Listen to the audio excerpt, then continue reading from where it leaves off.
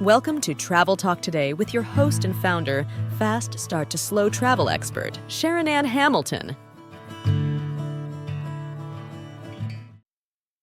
Welcome to the podcast Travel Talk Today, where we meet with people who want to travel and those who serve them. Today, my very special guest is Annie Den Haan. She is a world traveler and has a lot of information and education to teach us and talk to us about how to dress so you fit in with the crowd, so you don't stand out and look slovenly. That's absolutely not okay as a traveler. She's going to show us how, and Annie is going to be helping me pack for a convention I'm going to next week in Atlanta, Georgia. How do you pack for a week away with just a carry-on and a backpack? Not so hard, but you have to be careful because otherwise you're getting clothes that don't match, that don't work for business, or that do not make a statement about who you are. Packing is an art form. It's not all just science. You can measure things and make sure it fits into your suitcase, but it's an art form, putting things together and making them look good. So how do you travel to Europe and you get off the plane and you look like a European, not like someone who's come from the more casually dressed country-like parts of America? Nope. Cargo shorts and yoga pants are out. Annie will tell you why.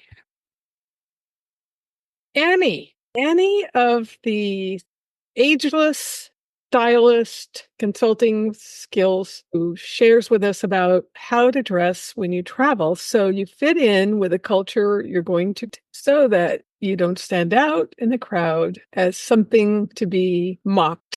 I love that, SharonAnn.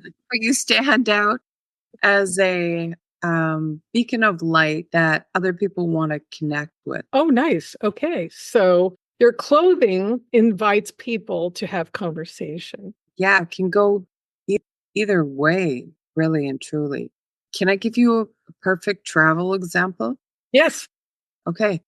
When I was married, my former husband, we traveled to Toledo, Spain. And my kids were teenagers at the time. I can't really dial in Sarah's style. It was a teenage style, but everywhere we went, Spaniards looked at us with disdain. And when I look back at that time, I think it was predominantly my son Josh that was the object of their disdain. Because what was cool in North America was utterly offensive in Europe. And so he had donned this style where, he had the baggy pants, his underwear was showing like the boxers. Okay. He had this, and today's deeply not happy with that style. And the Spaniards gave him a great shift. So he had an oversized hoodie, and then he had the toque thing. Like it was the whole, what's that look? Eminem type of gangster type of look, Yeah. So on any given day, we'd get at least 2 to 3 just utter and complete looks of disgust from Spaniards. And they would be very demonstrative. So complete from the top all the way to the bottom. And then also looking at me as the mom is, how could you? How could you let your son step out in this way? And so from that day forward, as we look back through the years, my son and my daughter and I see that as a big turning point because Josh never looked like that again. Okay. So what's curious is that this North American look that started with, gangsters, etc., has kind of spread all over the world. And we all think it's kind of cool. It's modified slightly closer to the body, not revealing the boxer shorts anymore, but it's still like a basic casual uniform that everybody seems to wear. So, like everywhere in the world. And I find that very fascinating because we used to dress culturally in many different expressive ways. And one example of that is even if you were to look at your own cultural background, SharonAnn, would remind me, you look like you have a bit of Italian. I really haven't checked. I've heard Dutch. You should identify with that, Annie. I have Yeah. Dutch, French, and Northern European, not Okay. Scandinavia because I have dark hair, but Yeah. yeah. Okay. Let's say if you were to Google cultural dress France and just bring up a search and look for images, you'll see the most expressive, exuberant, like they pile on all kinds of stuff, jewelry, scarves, color, doesn't matter. But I'm making this point because when you look back at how different cultures dressed, especially in Europe, it was very expressive. And now today, it's just mind blowing to think that no matter where you go, you could find this, grunge look, the Kurt Cobain look, and his girlfriend. Now her name escapes me. Something Love. I can't remember now. Anyways, We were talking earlier, and you helped me pack for a business trip, and you said this same outfits can go, even if I went abroad and did some house sitting, or even if I stayed home, I could get rid of everything in my closet and keep those pieces that we chose from my closet. yeah, I get really bored. But anyway, recently, one of my friends went to Europe on a river cruise, and there was big letters in their instructions: yoga pants are not allowed. they actually said that. They actually said that. I mean, we have a tendency, I should say, I'm one of them, to Mhm. want to be comfortable in yoga pants, comfortable compared with, jeans or slacks. Yeah. Oh, that's awesome. That's awesome. And do you know, if you wanted to dive down this rabbit hole, for your listeners that are also thinking about their trip to Europe or planning a trip to Europe, there are YouTube videos on, where there's just like this guy, or maybe it's a woman, just video recording people on the streets. Like, what are they wearing in Milan, for instance? What are they wearing in Paris? You just get to see like a bird's eye, or not really, street level view of what people are wearing.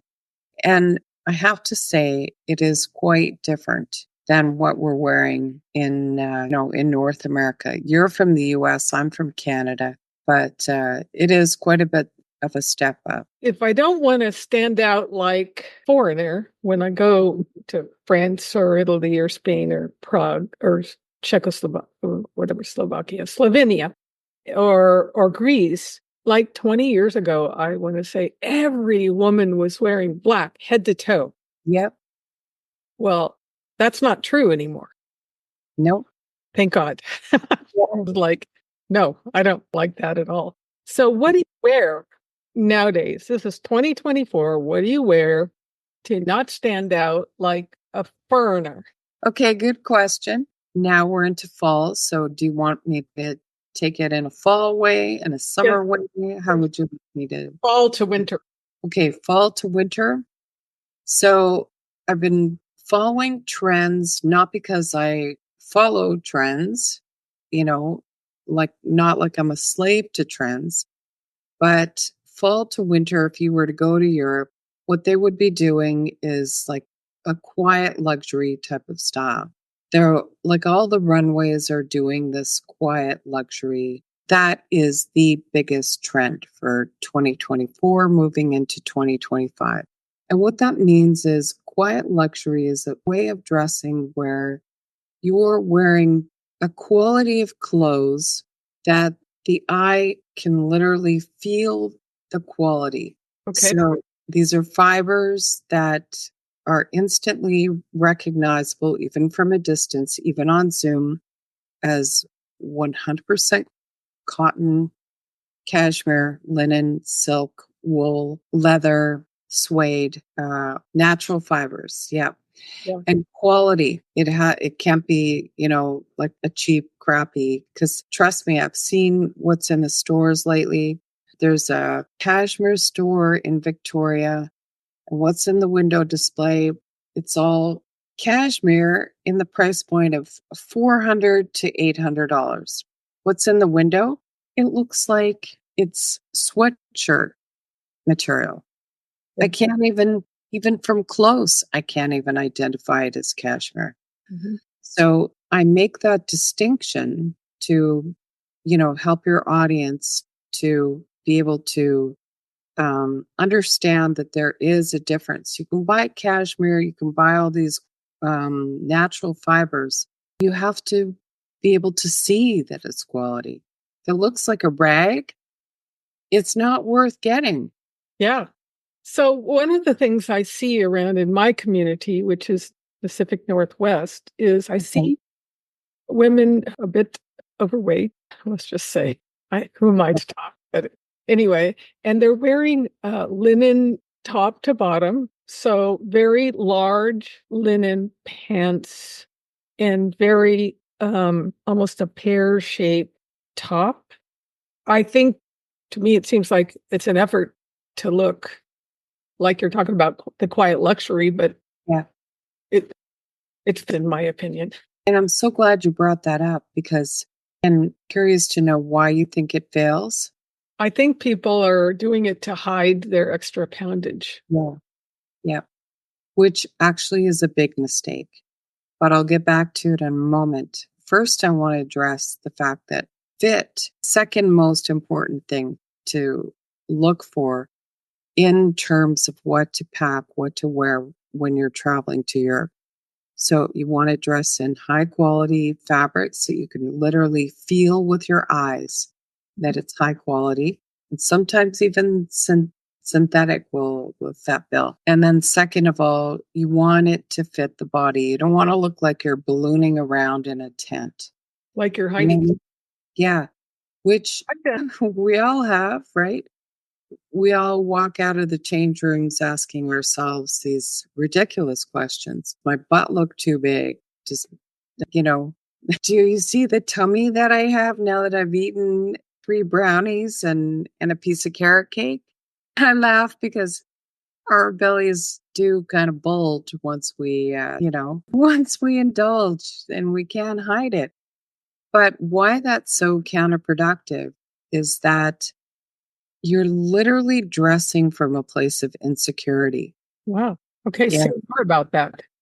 So when you're dressing from that place of insecurity, you're dressing to hide. And the fact that you have beautiful features that need to be brought out. So for you, SharonAnn, when I look at you, you have beautiful shoulders, you have a beautiful bust line. Not trying to be inappropriate here. Yes. You've got a great stature. When you dress in the right clothing, you can look like a tall drink of water. It's just stunning to behold you. And you get a lot of comments and a lot of looks because we are friends, so we have spent time together. And I have noticed that even younger men will go, ooh, when they walk past you. Oh, wow. Now I'm blushing. Right? You don't want to make that mistake. You don't want to go, okay, if you want to do an honest confess, I'll start with me if you want to. What would you say is your worst feature or the one that you tend to try and hide? And if you don't want to answer, that's okay. I'll answer. Long silence. I have quite long feet, which you can't do anything about. So I can't wear really cute shoes, for example. I have to go for comfort because I've seen when I wear cute shoes, it wrecks my feet and I don't want that. So I say that's the thing I don't like. It's the last thing I noticed about you. I never even noticed that about you. Okay. Well, good. Yeah. I've been hiding it well. But back to hiding before you go on, Annie, I'm thinking that when people try to hide their body, because with clothing, first of all, it the opposite impact is Right. no, we're hiding. Totally. Yeah. And when you try to hide, guess where the eye goes? Yes. It goes immediately to, ooh, wonder what she's got hiding underneath there, you know?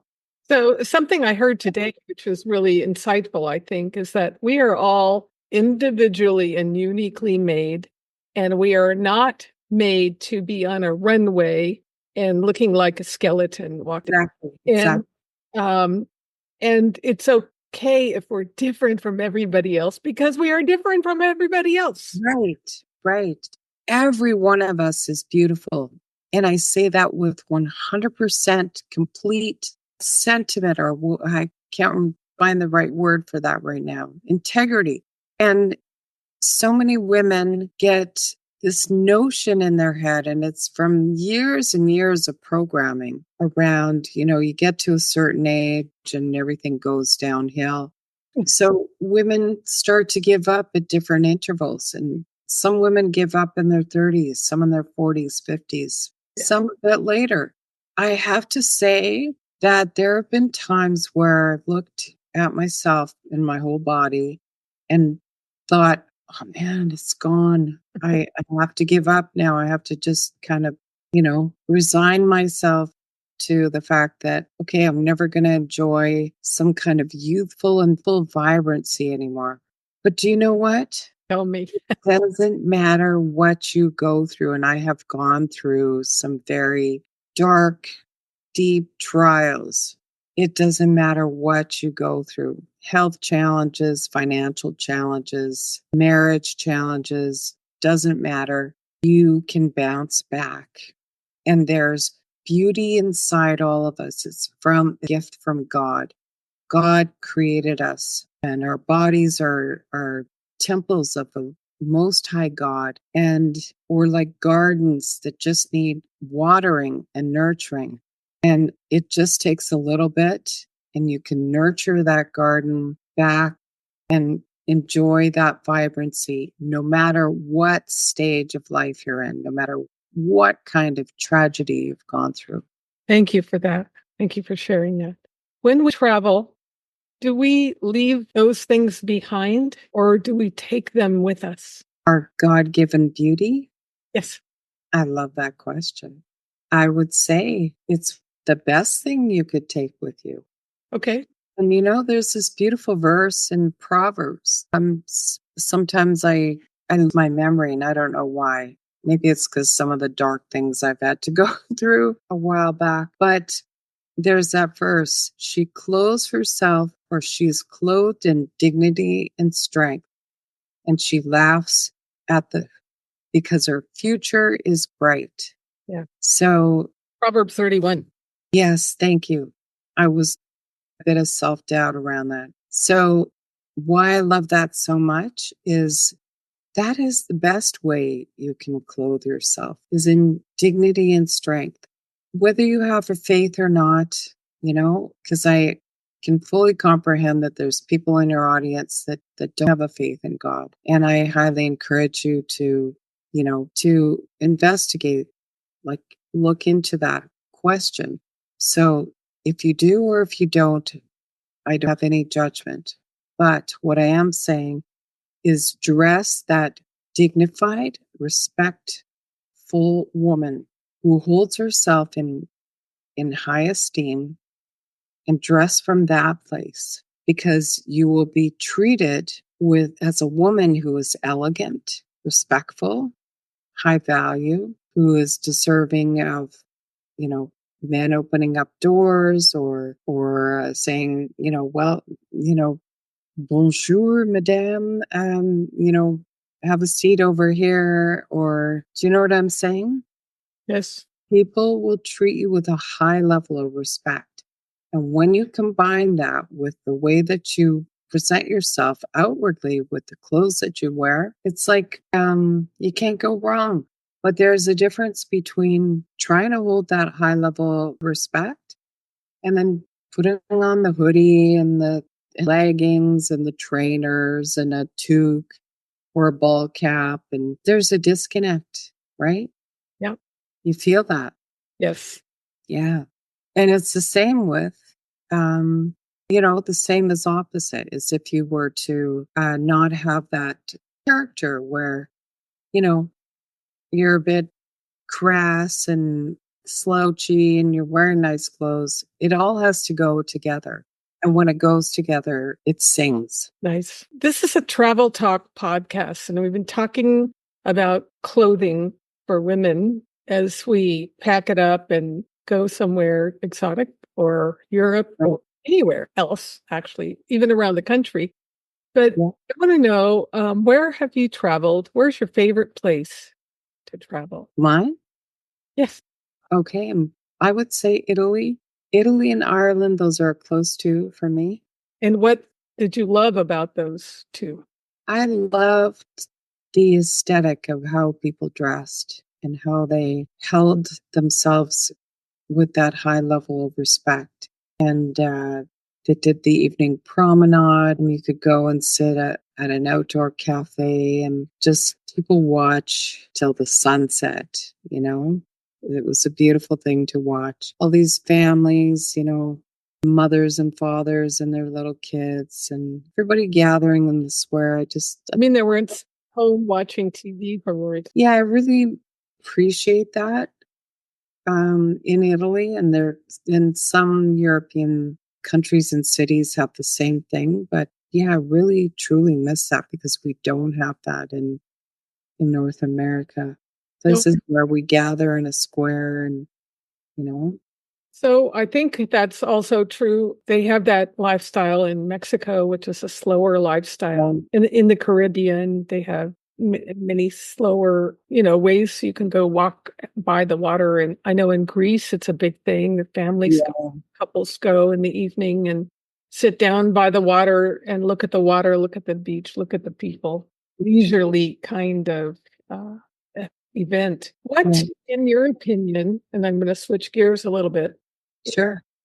Biggest challenge that men have with dressing here in their daily lives, but also packing for travel? Well, and I wouldn't say men in general, so I don't want to make a sweeping generalization, but men typically North American men typically can not appreciate what a European aesthetic is and how important it is to the European culture, people that live there. They can, this mentality that, I'll just wear, the Velcro, the tie up with Velcro and white socks and cargo in a ball cat, like they'll totally miss it. But and as I've traveled in Europe, where people, the native, people that live in that city will be behind groups of predominantly American tourists. They'll literally be or they'll be disgusted, or like it really sets a bad impression. So what do men get when they learn how to dress right? When men learn how to dress right, they have a big shift. For one thing, it just elevates their self-confidence. They can literally see a different picture in the mirror, and then they think, wow, like, I don't know why I missed this, but I'm actually a handsome dude. Maybe I could get that girl, or maybe I could land that job or get that promotion, or yeah. So I know you consult with women in their closets and using Zoom. Can you work with men too? Oh yeah, I have worked with men before. And men I find are just so easy. I've done workshops with men. What's interesting is men are there just furiously taking notes, one page after another. It's so funny to see because women are there and they think they know it because we're just inundated with styles, trends, how-tos, men are just like, I've never heard this before, What would be the 3 benefits that a man could have if they worked with you? 3 benefits is number 1, straight off the top. Huge self-confidence booster. Okay. All of a sudden they've turned into, or completely different guy. Just have so much confidence now to go after what they really want. Nice. And then the other benefit is, yeah, sometimes they make a lifestyle switch as well. I mean, it can literally be life changing for them in the sense that, and I'll give you an example. So, one of the men in the workshop, one of my workshops, and he was one of the guys furiously taking notes. He was just a young guy, and he had recently gone through a really big challenge, sleeping on couches, financially destitute. And he finally got a good job, and he could see that in this job, he could work his way up to the top. It was a political with the party. He knew he was missing the mark, and he really wanted help with style. So I took him personally shopping. In this case, it was in person, outfitted him. So he had several different looks, interchangeable, casual to corporate to everything in between, even a hot date, and transformed to all seasons as well. And the next time I saw him, he had been promoted within the organization, the political organization. So all of a sudden, he's with his mentality, with his clothing, his whole body language was speaking, you can trust me. Really highly intelligent. I have skills and talents that you don't even know about that can really benefit you. And he did that instant trust because of the way that he dressed. So that's just one story. One of many. And how do people get a hold of you, or can we put your information in the show notes so people can connect with you? And would they do so just sending you an email or picking up the phone or call? What's Well, I think the best way is if you're really interested, I do like a 15-minute consult where we, in 15 minutes, I can see if I need is, you just need travel ready outfits that fit in a small suitcase, then I can work with you on that level. Or if you want to, really hold the frame with your style for that job promotion, career promotion, whatever, can give you the link for my calendar and we can meet for a 15-minute chat. That's great. I think you brought some pieces to share with us. Show us what you could do with on top of the basics that you have right now, because that's Okay. Yeah, I'd be happy to do that. Yeah. So can you see that I'm just wearing this polo? Yes. It's a polo shirt. And I'm wearing this actually with a skirt. I don't know if you need me to stand up. No. No. So depending on what you put with the bottom of this, so the skirt in like this beautiful caramel leather, glazed leather. It's gorgeous. Mhm. So with everything that I have on, the earrings, I can just pop on a hat when you're traveling. Let's say you're on the boat, you're about ready to, at the boat and you're the riverboat cruise, Riverboat. right? So you can Or just, the ferry. yeah, or the ferry. Yes, thank you. So this would be perfect. You're on the cruise and you're getting ready to disembark and you want to go to the fancy restaurant, but it's noon. So this is more sun's coming out. Like you want to protect your head from the sun. So that would be perfect, right? And then I have these earrings that kind of pull everything together. The blue with the caramel. And then the hat is also lovely. Wear this with little tennis shoes and you're good to go. So you could also add, if you wanted to, this piece as a necklace. So this, put that right here as a necklace with the earrings. That's also great. Or take these off, add a pair of dark denim jeans or maybe a dark denim skirt or a white skirt if you want. You still could. This is fun for more dinner, for instance. With the dark denim jeans, if we're doing dinner and you have feet that can support that, I would say go for like a kitten heel, nice, beautiful flat, like a pointy toe flat. And this would be so chic to wear anywhere in Europe for dinner. And you could also pair this with like a beautiful window pane blazer, like in a navy with some white pinstripe blazer, a linen blazer with more like a lawn print, like on print, which was all the rage this summer. Do you know what I'm talking about? The bigger awning stripes on a linen blazer.